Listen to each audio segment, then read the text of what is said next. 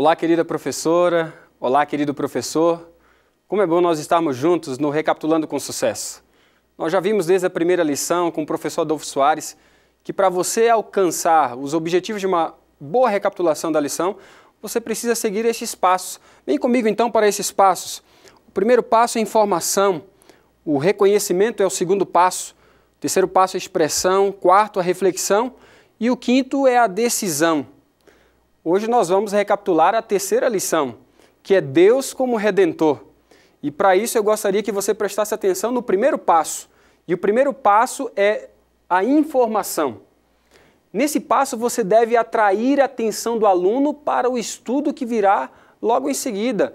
Você tem que fazer uma introdução caprichada para que ele se interesse por esse estudo. Então observe, professor, professora. Você pode pegar agora em suas mãos, assim como eu tenho algumas aqui, algumas figuras. Figuras como essas de lugares turísticos. Pegue essas figuras e mostre aos seus alunos e faça perguntas assim. Você conhece alguns desses lugares, como esse que eu tenho em mãos, das Cataratas do Iguaçu? Pergunte a eles se eles conhecem lugares como esse aqui, como o Farol da Barra, em Salvador. Pergunte aos seus alunos, você já foi a algum desse lugar? Mas o pulo do gato aqui é quando você mostrar no final a imagem do Cristo Redentor. Você vai dizer assim para os seus alunos, olha, você pode conhecer todos os lugares, você pode até ter ido nesse lugar, o Cristo Redentor, mas hoje você vai conhecer o Cristo Redentor de uma maneira diferente, completamente diferente de como um turista jamais viu.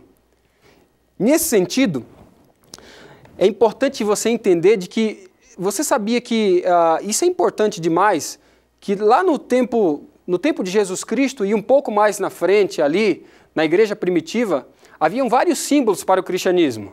E eu gostaria de destacar um desses símbolos para você. Por exemplo, o pavão era um dos primeiros símbolos da ressurreição. Acreditava-se o seguinte, que quando um pavão ele perdia suas penas, outras mais brilhantes surgiam no lugar dessas. Por isso o primeiro símbolo foi o pavão. O segundo símbolo foi a pomba, como eu já coloquei aqui para você, que é símbolo do Espírito Santo, que desceu sobre Jesus em forma de uma pomba, como está descrito ali em Marcos capítulo 1, versículo 10. Havia também o pastor de ovelhas, símbolo do cuidado paterno de Jesus, e havia também o símbolo das espigas de trigo, que era o símbolo do pão da vida, associado com a cerimônia da Santa Ceia. Mas eu posso garantir uma coisa a você, nenhum outro símbolo foi tão marcante na vida da igreja quanto a cruz. A cruz é, de fato, a maior revelação de Deus, do seu amor e daquilo que Ele é por nós. Na verdade, a cruz, ela revela para nós 4 coisas muito importantes que eu gostaria de destacar com você aqui na tela. Primeira coisa, a cruz revela o que é o pecado. A cruz também revela quem é o diabo e a cruz revela quem eu sou e o melhor de todos, a cruz revela quem Deus é. Presta atenção, querido professor, nessa parte. Você vai destacar para a tua classe de que a cruz é a revelação total do plano da redenção de Deus. Ela revela, em primeiro lugar, o que é o pecado, a sua malignidade, a ponto de que Jesus Cristo teve que descer do céu, sair do céu, para descer à terra, a esse planeta pequeno, a esse planeta escuro, para morrer por mim e por você. É porque o mal era de fato muito maligno, a ponto de que Deus, o próprio Deus, e não um anjo, não uma pessoa, mas o próprio Deus teve que morrer por mim e por você. Então a cruz revela em primeiro lugar a malignidade do pecado. Em segundo lugar, a cruz revela quem é o diabo. Ele realmente tinha intenções más e ruins, e na cruz é descortinado todas as suas intenções. Mas a cruz também revela quem eu sou. Encerrado em mim mesmo, muitas vezes egoísta, a ponto de fazer com as minhas atitudes morrer o próprio Deus na cruz do Calvário. Mas nenhuma outra revelação da cruz é tão pungente, tão forte, quanto a revelação de quem é Deus. Ali na cruz do Calvário nós encontramos a bondade de Deus, o seu amor por mim e por você. É na cruz do Calvário que há uma revelação total desse Deus. Esse é o primeiro passo, onde você chama a atenção do aluno para o estudo da lição.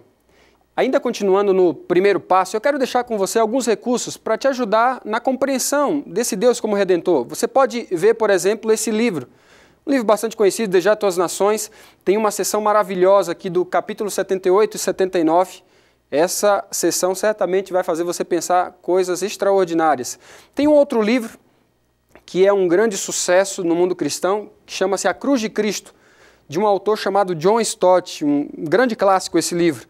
E tem uma palestra em áudio sobre a cruz, do professor Wilson Paroski, uma palestra excelente, vale a pena você ouvir essa palestra, só é você acessar esse endereço e você vai achar então essa palestra e vai poder ter informações preciosas para você.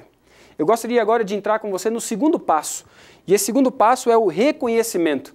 Esse passo é um passo importante para que você possa trazer o aluno agora à informação, para que ele conheça e assim dar suporte para as outras coisas que ele vai fazer como decisão e a reflexão do assunto. Então, preste atenção. Aqui você vai encontrar o ponto central da lição. E o ponto central da lição pode ser resumido em 3 versos que eu gostaria de deixar para você. O primeiro verso é um verso que está no Antigo Testamento, um verso que você conhece, Gênesis 3,15.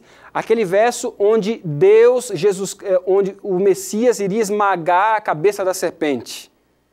Você encontra também outro verso de Isaías 53, onde ali Jesus Cristo é colocado como um cordeiro que é imolado. E você encontra o grande verso do Novo Testamento de João 3, versículo 16, onde Deus entrega o seu Filho. É interessante que ao você pegar esses textos, você faça uma dinâmica com a tua classe, para ajudar eles a conhecerem o assunto. Então você pode fazer assim, você pode dividir a tua unidade em 3 grupos, distribua os versos e depois pergunte à classe assim: onde é que está personificado a redenção de Cristo em cada um desses versos? Ao você distribuir e fazer os grupos ali, dê a pergunta, dê aos grupos, permita que eles sejam divididos e então lance essa pergunta. Onde está personificada a redenção de Cristo em cada um desses versos? E então você coloca. Então você vai fazer nesse momento, você como professor vai se colocar ali e você vai receber um feedback desses grupos através de um líder. E quando você colocar isso, você vai estar pronto para entrar no terceiro passo. Então acompanhe aqui, o terceiro passo comigo é o passo da expressão. Nesse passo da expressão, observe, você vai levar o aluno agora a criar decisões para chegar lá no final e o aluno dizer sim para você. Você sabe que o apelo é progressivo, então aqui você vai interagir, fazer o aluno interagir com a informação para que ele consiga colocar isso depois em prática. Então observe, nessa etapa você faz algumas das atividades com a classe para que essa interação ocorra. Então, pergunte à classe, como conciliar o amor, a justiça e a ira no evento da cruz? Nesse momento você vai perguntar essas 3 coisas, o amor, a justiça e a ira. Como é que a gente concilia isso com a cruz?